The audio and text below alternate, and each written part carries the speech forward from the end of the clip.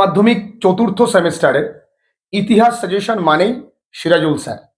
তোমরা প্রত্যেকটা প্রশ্ন মন দিয়ে পড়ো। যেহেতু এবছর সেমেস্টার সিস্টেমে পরীক্ষা ডেসক্রিপটিভ টাইপের তোমাদের জন্য প্রথম, তাই স্যার যে প্রশ্নগুলো বলবে এবং প্রশ্নর পাশাপাশি অনেক প্রাসঙ্গিক জায়গাগুলো বলবে, সেটা অবশ্যই তোমরা কিন্তু মন দিয়ে শুনবে। স্যার অলরেডি প্রচুর ভিডিওস স্যারের নিজস্ব চ্যানেল সাজবাতিতে অবশ্যই স্যার আপলোড করে থাকেন। তোমরা অবশ্যই কিন্তু ভিজিট করবে, তাহলে তোমাদের কনসেপশন আরো ক্লিয়ার হবে। প্রিয় ছাত্রছাত্রী, অসংখ্য ধন্যবাদ তোমাদের মিঠুন স্যারকে, যার অনুপ্রেরণায় এতদূর আমার আসা। তাকে অবশ্যই ধন্যবাদ জ্ঞাপন করে যে স্যার সাজেশন বলতে আমি যেটা বুঝি টেক্সট বই। আমাদের সময় শুধু একটা টেস্ট পেপার ছিল এবং 11-12 মিলে উচ্চ মাধ্যমিক ছিল। সেসব গল্প বাদ দিয়ে একদম সরাসরি কিছু কথা তোমাদের সামনে বলবো, যে যারা সারা বছর বইটা পড়েছে তাদের জন্য এই প্রশ্নগুলো কতটা মূল্যবান তারা বলার পরেই বুঝতে পারবে। এবং যারা পড়েনি, আমি অধ্যায় ধরে ধরে যে প্রশ্নগুলো দিচ্ছি তাদের কাছে মনে হতে পারে স্যার অনেক বেশি, কিন্তু আমার কাছে বেশি নয়। কারণ সাবজেক্টের মধ্যে যেতে হবে, বিষয়কে জানতে হবে।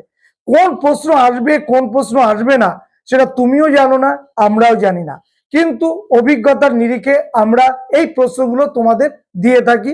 তোমরা চাও আমরা সেইভাবেই দিই, তার মানে এই নয় যে এই প্রশ্নগুলোর বাইরে প্রশ্ন আসবে না।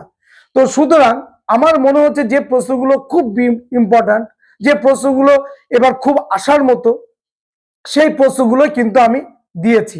এবং এই প্রসঙ্গে একটা কথা বলে রাখি যে আমার লেখা চ্যালেঞ্জারে যে এডুকেশন বইটা 4th সেমিস্টারে বেরিয়েছিল, সেখানে আমি ভিডিও নিয়ে আসব যে দাগ নম্বর অনুযায়ী কোন পেজে সমস্তটা 40-এর 40টাই কিন্তু কমন ছিল। যে প্রশ্নগুলো তোমাদের সামনে রাখছি অবশ্যই একটু দেখে নিও। স্যারকে অসংখ্য ধন্যবাদ, কারণ এই পর্যন্ত পরিচিতিতে তার ভূমিকা অনবদ্য। চতুর্থ সেমিস্টার 2026, প্রথম অধ্যায় বিদ্রোহ এবং ব্রিটিশ রাজ, তৃতীয় অধ্যায়ের যে প্রশ্নগুলো 3 নম্বর এবং 4 নম্বর থেকে, এখান থেকে 7 নম্বরের কোশ্চেন আসবে, একটা 3 একটা 4, বাদ বাকি 8 নম্বরে কোনো কোশ্চেন কিন্তু আসবে না। তো সেখানে দাঁড়িয়ে যে প্রশ্নগুলো আমি রেখেছি, নাম্বার 1 4 নম্বরের জন্য 1857 সালে বিদ্রোহকে ভারতের প্রথম স্বাধীনতা যুদ্ধ বলার যৌক্তিকতা কি। 4 নম্বরের প্রশ্ন সিপাহী বিদ্রোহের রাজনৈতিক কারণ। 4 নম্বরের প্রশ্ন মহাবিদ্রোহে হিন্দু মুসলমানের ঐক্য। 4 নম্বরের প্রশ্ন মহারানীর ঘোষণাপত্র। 4 নম্বরের প্রশ্ন মহাবিদ্রোহের ব্যর্থতার কারণ। 3 নম্বরের প্রশ্ন সিপাহী বিদ্রোহের প্রত্যক্ষ কারণ। 3 নম্বর প্রশ্ন, এটা আসতেও পারে মহাবিদ্রোহের ব্যর্থতার 3টি কারণ। 3 নম্বরের প্রশ্ন ঝাঁসি রানী লক্ষ্মীবাই। আর মহাবিদ্রোহের প্রকৃতি, এটা 4 নম্বরের। এই প্রশ্নগুলো আমি রেখেছি প্রথম অর্থাৎ তৃতীয় অধ্যায় থেকে, বিদ্রোহ এবং ব্রিটিশ রাজ এই অধ্যায় থেকে। তাহলে এই অধ্যায় থেকে আসবে আমাদের 7 নম্বর, একটা 4 একটা 3। এবারে চলে আসি আমাদের চতুর্থ অধ্যায়। তোমরা জানো চতুর্থ অধ্যায় 4টে আমাদের ইউনিট, 4.1, 4.2, 4.3, 4.4। এখান থেকে 17 নম্বরের প্রশ্ন আসবে। তার মধ্যে 3 নম্বরের একটা আসবে, 19 নম্বরের প্রশ্ন আসবে 19। তার মধ্যে একটা 3 নম্বরে আসবে, 4 নম্বরের দুটো আসবে, 8 নম্বরের একটা আসবে। এই 8 আর 8 16, 19 নম্বর এখান থেকে আছে।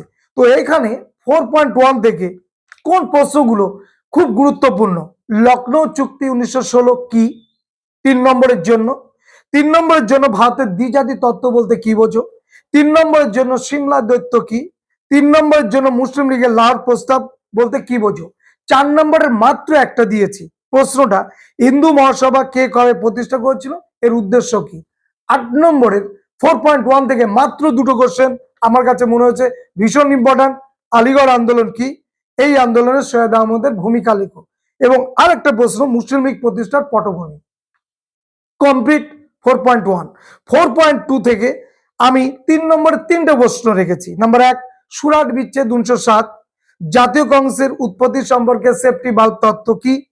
3 স্বদেশীয় বয়কট বলতে কি বোঝো। এছাড়া 4 নম্বরের যে প্রশ্নগুলো আমি রেখেছি, 3টে 4 নম্বরের প্রশ্ন রেখেছি। জাতীয় কংগ্রেস উৎপত্তি সম্পর্কে হিউম ডাফরিন ষড়যন্ত্র তত্ত্ব কি। নরমপন্থী চরমপন্থীদের মধ্যে পার্থক্য লেখো। চরমপন্থী উদ্ভবের কারণগুলি লেখো। আর আরেকটা প্রশ্ন বঙ্গভঙ্গের প্রকৃত উদ্দেশ্য কি ছিল। দেখো বঙ্গভঙ্গের প্রকৃত উদ্দেশ্য কিন্তু লর্ড কার্জন যে উদ্দেশ্য নিয়ে বঙ্গভঙ্গ করেছিল এটা নয়, কিন্তু বঙ্গভঙ্গের প্রকৃত উদ্দেশ্য হচ্ছে হিন্দু মুসলমানের ঐক্যকে ধ্বংস করা, জাতীয়তাবাদকে ধ্বংস করা, হিন্দু মুসলমানের মধ্যে বিভেদ তৈরি করা এবং স্থায়ী একটা বিভেদ তৈরি করে যাওয়া, যার জন্য বঙ্গভঙ্গ করা হয়েছিল। এবং আমাদের দৃষ্টিতে আরেকটা যুক্তি যে এখান থেকে সমস্ত জাতীয়তাবাদী আন্দোলন, সমাজ সংস্কার আন্দোলন, ব্রিটিশ বিরোধী আন্দোলন, এক কথা নবজাগরণ কলকাতা কেন্দ্রিক বা বাংলা কেন্দ্রিক হচ্ছিল, তাই বাংলাকে ভাগ করতে হবে, এটা আমাদের যুক্তি। কিন্তু লর্ড কার্জনের যুক্তি কিন্তু অন্যরকম ছিল। তো সেই যুক্তিটা তোমরা দেবে সবার শেষে, আগে এই জাতীয়তাবাদী যুক্তিগুলো আগে দেবে। এবারে 4.2, এই এখান থেকে 8 নম্বরের আমি 4টে কোশ্চেন রেখেছি। তোমাদের বলেছি যে 1885 সাল থেকে 1905 সাল কাল পর্বে জাতীয় কংগ্রেসের কার্যাবলী লেখো, জাতীয় কংগ্রেস প্রতিষ্ঠার পটভূমি লেখো। 3, বাংলায় বিপ্লবী আন্দোলন সংক্ষিপ্ত পরিচয় দাও। 4, মহারাষ্ট্রে বিপ্লবী আন্দোলনের সংক্ষিপ্ত পরিচয় দাও। এটা গেল 4.2। এবার চলে এসো 4.3, জাতীয়তাবাদ ও বিচ্ছিন্নতাবাদ। এখান থেকে 3 নম্বরে যে প্রশ্নগুলো রেখেছি দুটো মাত্র। নাম্বার 1, জালিয়ানওয়ালাবাগের হত্যাকাণ্ড কিভাবে সংগঠিত হয়, কবে, কেন পুনা চুক্তি স্বাক্ষরিত হয়েছিল। নেক্সট হচ্ছে 4 নম্বরের আমি এখান থেকে 4টে প্রশ্ন রেখেছি। 1, স্বরাজ্য দলের ব্যর্থতার কারণগুলো কি, ডান্ডি অভিযান কি, সাম্প্রদায়িক বাটোয়ারা নীতি কি এবং আইন অমান্য আন্দোলনের গুরুত্ব লেখো। এই অধ্যায় থেকে 8 নম্বরের জন্য 4টে প্রশ্ন রেখেছি। এর মধ্যে 3টে প্রশ্ন তোমাদের বলবো, খুব ইম্পর্ট্যান্ট। নাম্বার 1, ভারতের অর্থনীতিতে প্রথম বিশ্বযুদ্ধের প্রভাব কি ছিল। 2, 1935 খ্রিস্টাব্দে ভারত শাসন আইনের প্রেক্ষাপট ও শর্তাবলী আলোচনা করো, গুরুত্ব লেখো। এবং নাম্বার 3, রাওলাট আইনের শর্তগুলো কি ছিল, এই আইনের বিরুদ্ধে ভারতীয়দের প্রতিক্রিয়া কি ছিল, বা মহাত্মা গান্ধী এই আইনের বিরোধিতা কেন করেছিল। এই প্রশ্নগুলো কমপ্লিট হলো 4.3। এবার চলে এসো 4.4, 3 নম্বরের জন্য।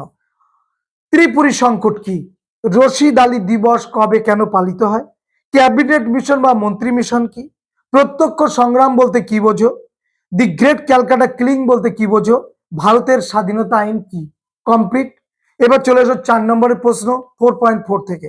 ভারত ছাড়ো আন্দোলনের তাৎপর্য নিরূপণ করো আর রাজাজি সূত্র, মাত্র দুটো। 8 নম্বরের জন্য 4টে রেখেছি, কিন্তু তার মধ্যে দুটো প্রশ্ন খুব ইম্পর্টেন্ট। নাম্বার 1, 1946 খ্রিস্টাব্দে নৌ বিদ্রোহের কারণ ও তাৎপর্য। নাম্বার 2, মাউন্ট ব্যাটেন পরিকল্পনার মূল বিষয়গুলো কি ছিল। নাম্বার 3, ভারতের স্বাধীনতার সংগ্রামে সুভাষচন্দ্র বসুর অবদান লেখো আর ভারত ছাড়ো আন্দোলনের ঐতিহাসিক তাৎপর্য লেখো। এবার চলে এসো 5 নম্বর অধ্যায়। 5 নম্বর অধ্যায়ের এবং 6 নম্বর অধ্যায় অনেকের সিলেবাস হয়তো কমপ্লিট হয়নি। যাদের সিলেবাসটা কমপ্লিট হয়নি আর কমপ্লিট করার দরকার নেই, যে প্রশ্নগুলো বলছি জাস্ট চোখ বুলিয়ে যাও। 5 নম্বর অধ্যায় এবং 6 নম্বর অধ্যায় চোখটা বুলিয়ে যাও। 3 নম্বর অধ্যায়, 4 নম্বর অধ্যায় যদি ম্যাক্সিমাম এই প্রশ্নগুলো কমপ্লিট করো, আশা করছি ওইখান থেকে তোমরা ম্যাক্সিমামটা পেয়ে যাবে। যদি কমপ্লিট করা থাকে ভালো, যদি কমপ্লিট না করা থাকে এই 5 নম্বর এবং 6 নম্বর অধ্যায় থেকে যে প্রশ্নগুলো দিচ্ছি 100% ইম্পর্ট্যান্ট প্রশ্ন। এই প্রশ্নগুলো থেকেই প্রশ্ন হওয়া উচিত এবং আমার বিশ্বাস তোমরা এখান থেকেই পেয়ে যাবে। 3 নম্বরের জন্য নেহরু মহালনবিশ মডেল কি। 3 নম্বরের জন্য বান্দুং সম্মেলন টিকা। 3 নম্বরের জন্য ভারতীয় সংবিধানের দুটি বৈশিষ্ট্য। 3 নম্বরের জন্য সংবিধান সভা বা গণপরিষদ কি। 3 নম্বরের জন্য মিশ্র অর্থনীতি কি। 3 নম্বরের জন্য ভারতীয় সংবিধানে মৌলিক অধিকার কিভাবে নাগরিকদের সুরক্ষা প্রদান করে। শুধু চোখ বুলিয়ে যাও। নেক্সট 4 নম্বর, এখান থেকে 8 নম্বরে কোনো কোশ্চেনই আসবে না। 5 নম্বর অধ্যায় থেকে 6 নম্বর অধ্যায় থেকে 8 নম্বরে কোনো কোশ্চেন আসবে না, আসবে 3 এবং 4। তাহলে 5 নম্বর অধ্যায় থেকে 7 নম্বরে আমাদের প্রশ্ন আছে, এই 7 নম্বর এখানে বরাদ্দ আছে, একটা 3 একটা 4। 3 নম্বর গুলো বলে দিলাম। 4 নম্বরটা 5 নম্বর অধ্যায় থেকে কোন প্রশ্নগুলো ইম্পর্টেন্ট, 3টে প্রশ্ন তোমাদের আমি বলবো। নাম্বার 1, ভারতের দ্বিতীয় পঞ্চবার্ষিকী পরিকল্পনার মূল্যায়ন করো। অলরেডি নেহরু মহালনবিশ মডেল দেওয়া হয়েছে, ওইটা আর এটা পড়লেই একটা তোমরা পেয়ে যাবে। জোট নিরপেক্ষ নীতির বিভিন্ন দিকগুলি আলোচনা করো। 1990 দশকে ভারতের অর্থনৈতিক উদারীকরণের কয়েকটি কারণ উল্লেখ করো। অর্থাৎ মনমোহন সিং তিনি যখন অর্থমন্ত্রী ছিলেন, পিভি নরসিংহ যখন প্রধানমন্ত্রী ছিল, ঠিক সেই সময় অর্থনৈতিক উদারীকরণ এই ব্যবস্থাপনাটা চালু হয়েছিল 1990 সালে। পরবর্তীকালে পিভি নরসিংহ রাওয়ের পর প্রধানমন্ত্রী হন মনমোহন সিং এবং তিনি এই বিষয়টা আরো দেখেছিলেন। যাই হোক, এই প্রশ্নটা অবশ্যই করে যাবে। আর জোট নিরপেক্ষ নীতিতে ভারতের আন্তর্জাতিক ক্ষেত্রে কি ভূমিকা আছে, অর্থাৎ ভারতবর্ষ জোট নিরপেক্ষ নীতি গ্রহণ করার পর পৃথিবীতে বিভিন্ন দেশে যে সমস্যা তৈরি হয়েছিল সেই সমস্যার সমাধানে ভারত কোন কোন দেশের সমস্যার সমাধানে নিজেকে নিয়োজিত করেছিল সেটা। আর গণপরিষদ বা সংবিধান সভার রচনার লক্ষ্য বা উদ্দেশ্য কমপ্লিট 5 নম্বর চ্যাপ্টার। লাস্ট রইল আমাদের 6 নম্বর অধ্যায়। 6 নম্বর অধ্যায় থেকে তোমরা জানো ম্যাক্সিমাম বাংলাদেশ সম্পর্কিত বিষয় এখানে আছে। এখানে আছে ভাষা দিবস, এখানে আছে অপারেশন সার্চলাইট, এখানে আছে পঞ্চশীল নীতি, এখানে আছে শেখ মুজিবুর রহমানের ভূমিকা, এখানে আছে ভারতের মানেকেশের ভূমিকা, ভারত কিভাবে 71-এ মুক্তিযুদ্ধে সাহায্য করেছিল, সেই সমস্ত বিষয়গুলো এই নিয়েই আমাদের ষষ্ঠ অধ্যায়। যে প্রশ্নগুলো রেখেছি 3 নম্বরের জন্য: নাম্বার 1 সিন্ধু জল চুক্তি 1960, নাম্বার 2 অপারেশন সার্চলাইট, সব 3 নম্বরের জন্য। নাম্বার 3 সিট মহল বিনিময় চুক্তি 2015, নাম্বার 4 মুজিবনগর সরকার টিকা, এবং 5 বিজয় দিবস কেন পালিত হয়, এবং 6 নম্বর লাহোর আগরতলা ষড়যন্ত্র মামলা। দেখো, এই প্রশ্নগুলো তুমি একটাও বাদ দিতে পারবে না, কারণ এই প্রশ্নগুলো বাদ দিয়ে হয় না। অফলাইন এবং অনলাইনে যারা ক্লাস করেছে তারা জানে সমস্তগুলোই কিন্তু তাদেরকে করানো হচ্ছে। তোমরা লাস্ট বেলায় আমি অনুরোধ করব এগুলোকে চোখ বুলিয়ে যাবে। এবং 4 নম্বরের জন্য যে প্রশ্নগুলো চোখ বুলাবে, 21শে ফেব্রুয়ারি অর্থাৎ ভাষা দিবস আন্দোলনের বিবরণ দাও। নাম্বার 2 মুজিবের নেতৃত্বে অর্থাৎ মুজিবুর রহমান, বঙ্গবন্ধু শেখ মুজিবুর রহমানের নেতৃত্বে বাংলাদেশের উত্থান। 3 1971 খ্রিস্টাব্দে বাংলাদেশের মুক্তিযুদ্ধে ভারতের ভূমিকা। এই 3টে দেখবেই 4 নম্বরের জন্য।